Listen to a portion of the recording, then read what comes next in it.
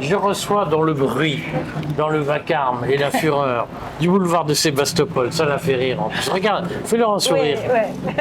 Maud Mariance, parce que en fait, j'aurais dû l'interviewer dans son bureau. Mais l'ascenseur est en panne. Il y a 4 ascenseurs à monter. 4 étages, 4 étages. 4 étages, tu vois. Je suis dans un tel état d'épuisement. Et 4 étages pour moi, je suis trop vieux. Oui, c'est fichu. Surtout que j'ai une après-midi chargée. Et donc, je me suis dit, on va faire ça dans un café. Je vais me faire engueuler parce que le son est mauvais. Voilà. Donc, mea culpa. Alors, je voulais quand même qu'on voit, Maud, d'abord ce que tu as signé avec les 300. Oui. L'appel que Rémitel a lancé, que j'ai signé. Qu'est-ce que tu peux nous dire sur cet appel ?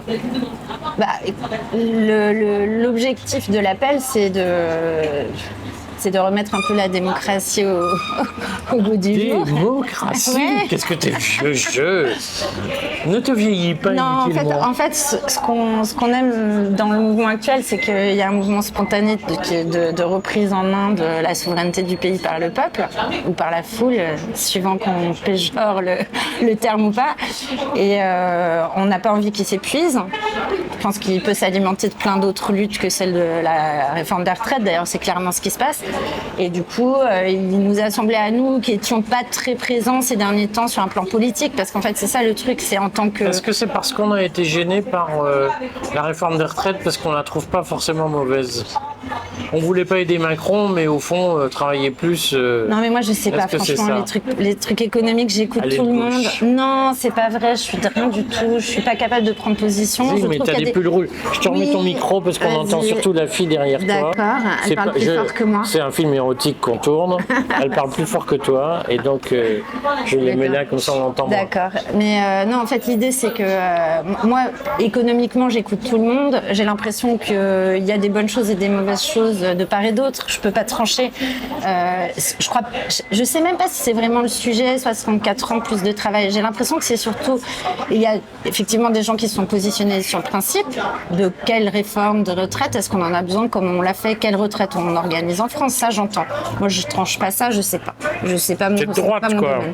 Par contre, non, ce que je trouve important, et je crois que ça participe du mouvement, c'est que même si on peut être d'accord avec une certaine réforme des retraites, on peut pas être d'accord avec la manière dont elle est passée. Je crois que c'est ça qui... En tout cas, moi, c'est là-dessus que je me positionne. Je pense que les signataires de cet appel se positionnent sur ça. C'est pas des méthodes.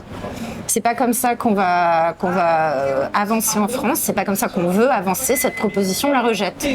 Parce qu'en fait, on nous propose, moi, c'est comme ça que je le vois, on nous propose une manière de faire un peu à la hussarde. Et on dit non, c'est tout.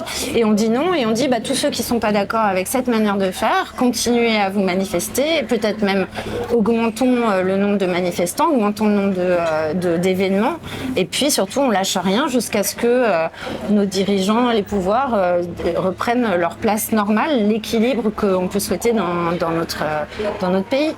Alors après, je pense qu'à l'intérieur des signataires, il y a des gens de tous horizons qui voudraient des choses très différentes, mais on est au moins d'accord sur une chose, et c'est là je pense qu'on est intelligent, c'est qu'on arrive à tomber d'accord sur le principal, c'est ce qui se passe, on n'en veut pas. On n'en veut pas de cette manière. Donc partant de là, on a tous des propositions différentes à faire. C'est aussi pour ça que le front politique est peut-être pas mis. D'accord. C'est quoi tes propositions à faire sur la façon dont on avance ? Bon, moi, je vais te hérisser le poil, Eric, mais oui, parce que... Écoute, je me suis épilé ce matin, donc tu ne prends pas beaucoup de risques. Non, mais parce que moi, je pars du principe que l'organisation institutionnelle et constitutionnelle d'un pays, c'est pas toujours le plus important. C'est-à-dire qu'en fait, un système peut toujours être perverti pour être contraire à ses objectifs premiers. C'est la preuve, on l'a aujourd'hui avec cette constitution qui pouvait fonctionner avec certaines personnes et qui ne fonctionne pas avec d'autres. Parce qu'à la fin, de toute façon, c'est des humains qui font marcher le système. Donc si eux sont perverses ou ils ont des intentions qui ne sont pas souhaitables, de toute façon, ils feront ce qu'ils veulent. Donc pour moi, c'est pas le plus important. Enfin, je ne suis pas 6e République, je ne sais pas. En fait, je veux dire, pour moi, une révolution, elle a toujours... T'es de droite, quoi. Je suis de rien du tout. Je sais, ça va plus rien dire aujourd'hui en plus. Mais non, ce que je pense, c'est que c'est une question de comment la population est capable de se positionner dans un système. C'est-à-dire que pour moi, il faut revenir à l'individu. Je ferai un peu cette distinction ce que fait Maffezoli, c'est-à-dire il parle de pouvoir et de puissance en disant la puissance est en nous, le peuple, le pouvoir il est entre les mains de peu. Mais ces gens n'ont de pouvoir que parce qu'on leur délègue notre puissance. En fait, il fait pays légal, pays réel. C'est ça. Tel que Maurras le faisait, mais il faut surtout pas le dire parce que certains pourraient se dire Maffezoli est maurassien, il va m'en vouloir. Mais ce que je veux dire en tout cas, c'est que quand les individus sont conscients et de leur puissance politique, qui sont investis aussi dans la cité, parce qu'il y a aussi ça, il y a quand même beaucoup de gens qui se fichent complètement de ce qui se passe sur un plan politique, donc ils sont tellement désinvestis qu'il n'y a plus de peuple actif citoyen.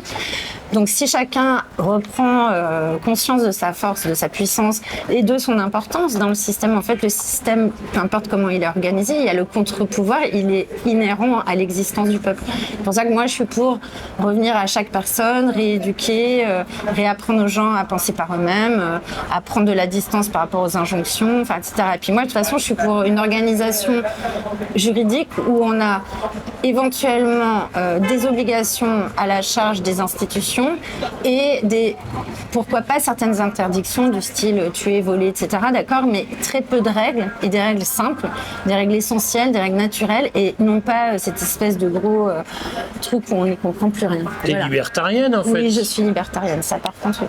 Bah oui. T'es allée te confesser ce matin? Non, mais pas le vendredi. Il y a du boulot. Ah bon? Je ne confesse pas le vendredi. Elle est catho quand même. Quelle drôle d'idée. Fais-nous un point sur l'actualité juridique de la... Donc on redit aux gens, on a signé l'appel de Rémitel. Voilà. Ils me disent pas mon appel, mais c'est un appel collectif. Mais Rémitel en a pris l'initiative et on l'en remercie. On pense qu'il faut continuer le combat pour les libertés. C'est sûr. Que la CFDT lâche l'affaire ou pas en matière de réforme des retraites. Oui, c'est pas le sujet. On sait que la CFDT est un partenaire fiable, comme l'État.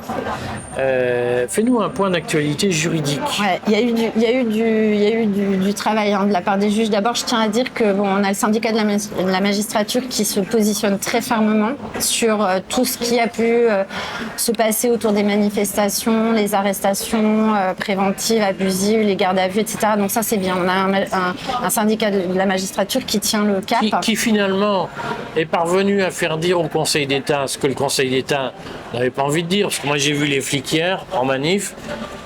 Les avertissements du Conseil d'État du arrêtez de déconner, mais on vous censure pas, mais la prochaine fois on vous censure, ça a porté. Le préfet de police a quand même dit on va arrêter les conneries. Ouais, alors il y a justement, d'abord premièrement, la préfecture de police de Paris est obligée maintenant de communiquer très clairement sur les arrêtés qu'elle prend, les publier. Donc en amont, que les manifestants puissent faire appel. Voilà, pour que les recours soient possibles, parce qu'elle avait pris l'habitude de mettre ça sur des affichages n'importe comment au dernier moment. Enfin, c'était assez monstrueux. C'est honteux, quoi. Encore, ça ressemble au 47.1, quoi. Enfin, c'est toujours les mêmes méthodes. C'est légal, mais... Explique ce qu'est le 47.1. Ah, le 47.1, c'est... en fait... Pour elle, c'est tous les jours, mais pour nous, les bœufs... Pas vraiment. Non, mais en fait, on a un dispositif dans la Constitution... Donc, 47.1, c'est article 47 alinéa de la Constitution. En fait, on a un dispositif qui est assez, d'ailleurs, qui est connu dans plein d'autres systèmes politiques. C'est en fait pour éviter que l'année se termine sans budget de l'État, sans budget de la Sécu, c'est-à-dire avec un blocage financier. Il y a la possibilité pour le gouvernement de mettre en place une obligation pour le Parlement de se positionner rapidement sur les textes financiers. On va dire, donc ils ont 50 jours et puis point à la ligne. C'est la procédure accélérée sur la réforme des retraites qui a été utilisée pour la réforme des retraites, alors que d'abord c'est clairement pas l'objectif, c'est pas l'objet de cet article, qu'en plus il n'y avait pas d'urgence objective à juger ça, à statuer là-dessus rapidement, alors que pour les budgets on peut comprendre, mais là on ne pouvait pas comprendre, et donc c'est un détournement de procédure, c'est comme ça qu'on pourrait l'appeler juridiquement, c'est-à-dire utilisation d'une procédure rapide pour un objet qui n'est pas prévu par le texte ni par son esprit. Si au bout de 50 jours il n'y a pas de vote, qu'est-ce qui se passe? Ça s'impose. C'est fuck. C'est fuck, pour tout le monde. Donc d'où la difficulté, c'est que le Sénat de droite a joué le jeu pour que ça tienne dans les 50 jours. C'est ça. Ce qui montre que finalement, la docilité relative des Républicains se discute, puisque l'objectif était quand même d'arriver à un vote, sinon il n'y avait pas de vote. Et puis, finalement, ça s'est fait au 49-3. C'est ça. C'est-à-dire qu'il y a eu un enchaînement quand même extrêmement provocateur du pouvoir. Et donc, le 47 ans. Oui, donc, non, voilà, moi j'en ai terminé pour le 47 ans. Je disais juste que la préfecture de police avait adopté ce genre de tactique, c'est-à-dire on est dans la légalité, mais en fait, cette légalité un peu particulière ne permet pas les recours. Donc on est toujours dans le même état d'esprit. On interdit les rassemblements 1 minute avant la fermeture du tribunal, ce qui fait qu'on est sûr qu'il y aura une interdiction absolue. On sait que par exemple le préfet de la Réunion a fait ça pendant tout le temps, pendant la crise sanitaire. Il prenait des arrêtés pour 15 jours. Et puis évidemment, le temps que le tribunal examine, l'arrêté était tombé dans la désuétude. Donc bref, c'est des tactiques un peu Donc le minables. Conseil d'État a quand même fini par dire arrêtez vos conneries, parce que dès lors que le Conseil de l'Europe, etc., censure, on va avoir du mal à éternellement vous défendre. C'est ça. Parce qu'on a beau être des autoritaires, des dictatoriaux, on défend quand même l'Europe. On a beau être d'accord avec vous, il ne faut pas que ça se sache. Voilà. Et donc la préfecture de police de Paris a fait un effort. Voilà, ils vont faire un effort. En tout cas, là, ça a commencé. Par ailleurs, j'ai vu hier en manif, les policiers avaient tous leur Rio. Oui. Voilà, alors bien que l'injonction au ministre de l'Intérieur n'ait pas semblé opportune, en tout cas, il y a eu un rappel des principes, ce qui en général suffit. C'est un rappel à la loi façon Conseil d'État. Donc, on rappelle aux autorités comment elles doivent fonctionner. On n'a pas de résultat encore, mais on a la Legal Team donc, qui s'est occupée et qui s'occupe toujours des manifestations. C'est quoi la Legal Team ? La Legal Team, c'est un collectif d'avocats qui est complètement dévoué aux arrestations. Alors, je suis en contact avec eux. Mais qui existe vraiment ? Oui, enfin, c'est informel, c'est comme celui des 300. C'est parce qu'on a des opinions proches et qu'on est choqué par des choses, on se réunit pour travailler tous ensemble. Donc, la Legal Team a assisté les personnes en garde à vue dans le cadre des manifestations ou des rassemblements, enfin, on va dire tous les événements récents dans la rue. Ils ont pu d'abord constater pas mal de violences, pas mal de blessures causées aux personnes. D'usage disproportionné en tout cas, de la force, comme on dit. En fait, voilà, eux, ils ont constaté que des gens étaient blessés. Point. On va être clair, c'est comme ça. Ils ont constaté que des gens étaient blessés, arrestation arbitraire évidemment. Donc ils ont mis en place un système où là il y a une centaine de plaintes quand même qui ont été déposées pour faire le jour sur les causes des violences subies par leurs clients. Donc ça c'est intéressant. Ils ont aussi beaucoup communiqué autour de la manière dont il faut se comporter au moment de la vérification d'identité, un peu ce qu'on avait fait tous les deux. Et puis ils sont au taquet pour la suite. Donc on est en contact parce que eux ils s'occupent vraiment de la partie à chaud, c'est-à-dire ils sont là pendant les gardes à vue, ils sont là pendant les interpellations, enfin ils sont sur le terrain. Donc on est en train de voir avec eux comment on va faire pour la suite, parce qu'il y a beaucoup de juristes qui ont pris des positions dans des journaux techniques qui sont normalement assez réservés aux avocats pour dire. Et d'ailleurs, je crois que Carbone de 16 a fait une très belle intervention à la télé aussi. Qui ça ? Carbone de 16, c'est un confrère qui d'ailleurs court pour le bâtonnat. Oui, de l'avocat de Louis XVI. Qui est un brillant confrère qui est très à cheval sur les libertés, qui a dit effectivement qu'il fallait absolument qu'on trouve une solution pour faire sanctionner les gardes à vue abusifs, parce qu'aujourd'hui, comme on l'a déjà dit, il y a 800 000 gardes à vue abusifs par an en France hors manif. Donc là, ça va augmenter. Et ça va nulle part, c'est-à-dire que l'État n'est pas sanctionné, la police n'est pas sanctionnée, le procureur n'est pas sanctionné pour ça. Et c'est évidemment très préjudiciable à l'État de droit. Donc là-dessus, on bûche, on est en train de regarder comment faire. Et puis, on espère que tout ce qui a été mis en place va un petit peu calmer tout le monde. Alors, au niveau des manifs, hier, il y a quand même eu quelques débordements, rien à voir avec ce qu'il y avait eu avant. Écoute, j'y étais.